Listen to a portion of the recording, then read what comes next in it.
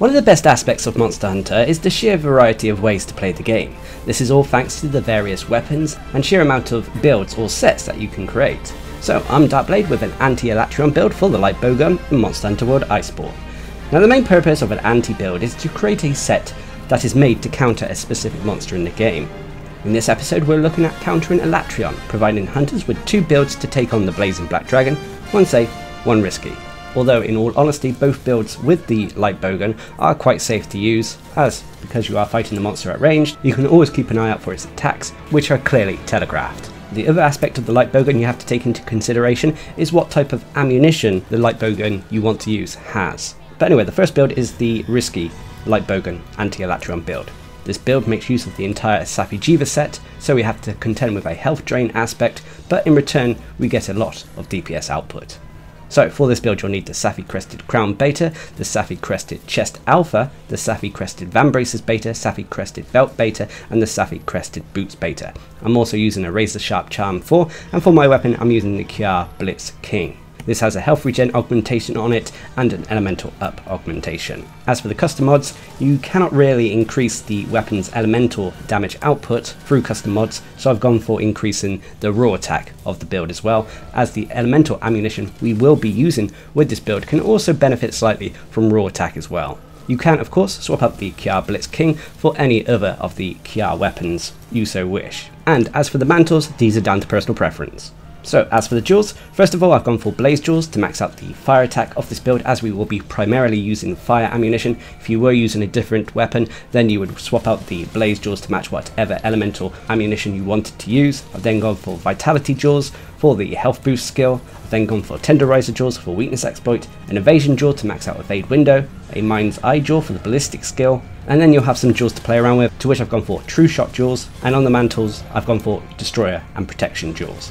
So if you've done what I've done here, you should have a build with 150 health, 100 stamina, which will be 200 health and 150 stamina when you're on a hunt and taking all your relevant consumables. You have a raw attack of 368 with 60% base affinity. This is taking into account the True Dragon Vein Awakening affinity increase, but this can be 100% when you're taking into account weakness exploits as well. You'll also have low deviation, and for the custom mods I've gone for recoil suppressors, and you'll have a mod to play around with. I've personally gone for the Wyvern Blast mod, but this is optional. Wyvern Blast mod basically changes the Wyvern mines into a forward firing countering move. And when it comes to your defense, you have a decent defense of 1081 that is strong against every element except for dragon. So when it comes to the skills, first of all you'll have fire attack level 6, increasing the fire damage of this build. Of course if you were using a different weapon with a different element, or different elemental ammo in this case, then you would replace fire attack to match whichever new element you were using. You have evade window at level 5, increasing the invulnerability frames when we perform dodges, so it makes it easy to avoid enemy attacks by simply rolling through them, away from them, whatever. You have health boost level 3, increasing our maximum health to that potential of 200. You have blight resistance level 3.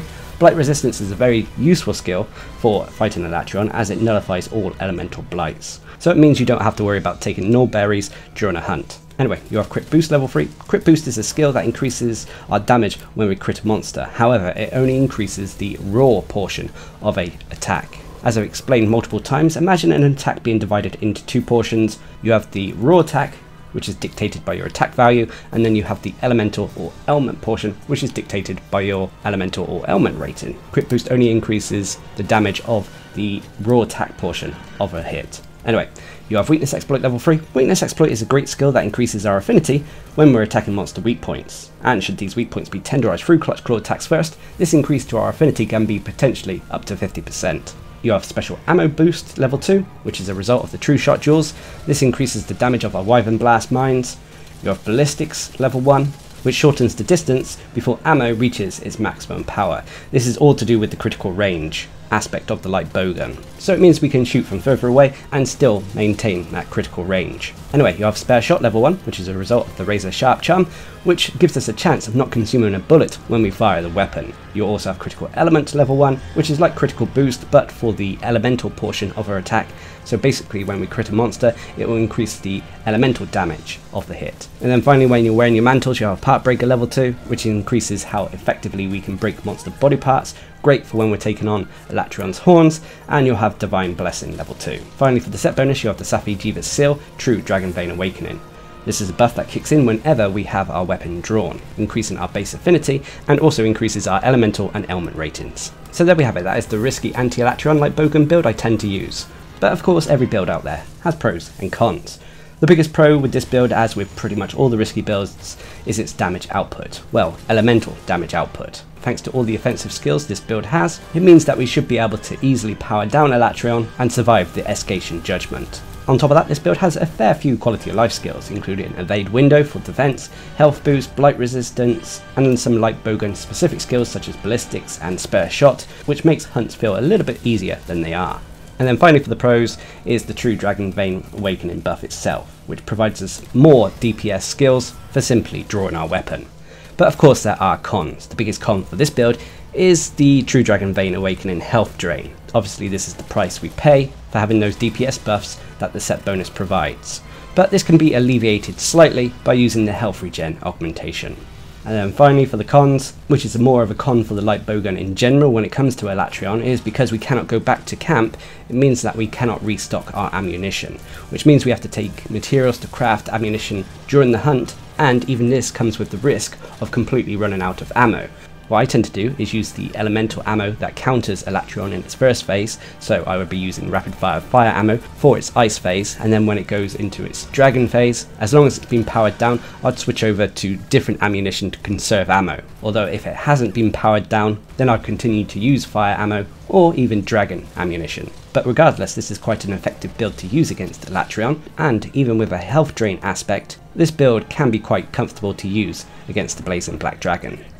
But anyway, let's move on to the next build, which is the safe Anti-Alatreon Light Bowgun build. This build is considered safe in two ways. First of all, it doesn't have the health drain aspect found on the risky build, and also it's able to use both rapid fire frost ammunition and rapid fire ammunition as well. So regardless of what phase Alatreon is starting off in, this build can counter it. So for this build you'll need the Brachydium Helm Beta, the Silver Soul Mail Beta, the Silver Soul Braces Beta, Silver Soul Coil Beta, and the Silver Soul Greaves Beta.